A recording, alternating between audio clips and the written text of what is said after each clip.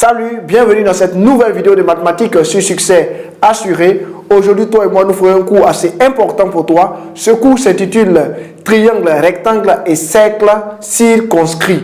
Ça va? L'objectif de ce cours, c'est d'amener à comprendre la notion de cercle circonscrit à un triangle rectangle. Ça va? Qu'est-ce qu'on appelle cercle circonscrit à un triangle rectangle? C'est ce que tu sauras dans ce cours vidéo d'aujourd'hui.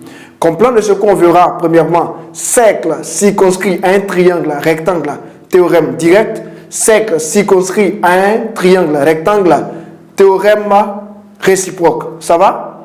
Ok, abordons la première partie de ce cours. Cercle circonscrit à un triangle rectangle, théorème direct. Ça va? Il a dit que si un triangle est rectangle, alors son hypoténuse est un diamètre de son cercle circonscrit. Ça va? Retiens bien ce théorème direct. Si un triangle est rectangle, alors son hypoténuse est un diamètre de son cercle circonscrit. Ça va? Observe avec moi les figures qui s'affichent devant toi. On a d'un côté la partie des hypothèses et d'un autre côté la partie des conclusions. On a notre triangle rectangle à gauche, A, B et C.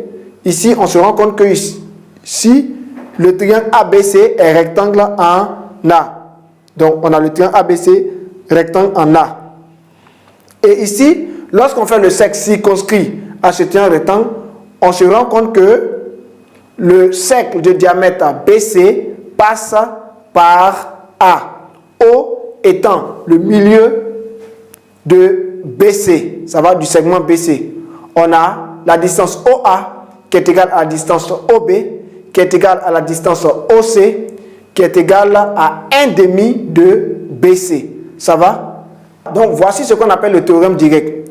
D'un côté, on a vu que le triangle est rectangle en A, et d'un autre côté, on voit que l'hypoténuse, tu observes toujours avec moi la figure qui s'affiche devant toi, on voit que l'hypoténuse ici de ce triangle rectangle-là est un diamètre de son cercle circonscrit. Ça va? J'espère que tu as bien compris ce théorème direct. En remarque, il faut savoir que dans un triangle rectangle, premièrement, le milieu de l'hypoténuse est le centre du cercle circonscrit au triangle. Le milieu de l'hypoténuse est le centre du cercle circonscrit au triangle. C'est ce que nous avons vu tout à l'heure dans la figure. Et deuxième chose, c'est que la longueur du segment qui joint le sommet de l'angle droit au milieu de l'hypoténuse est la moitié de la longueur de l'hypoténuse. Je reprends, la longueur du segment qui joint le sommet de l'angle droit au milieu de l'hypoténuse est la moitié de la longueur de l'hypoténuse. Donc, tu vois cela avec moi encore sur la figure qu'on a ramenée. Tu vois ici, tu vois que la distance OA est égale à la distance OB est égale à la distance OC. Tu vois, la distance OA, tu la vois bien, voilà. Tu vois bien ici que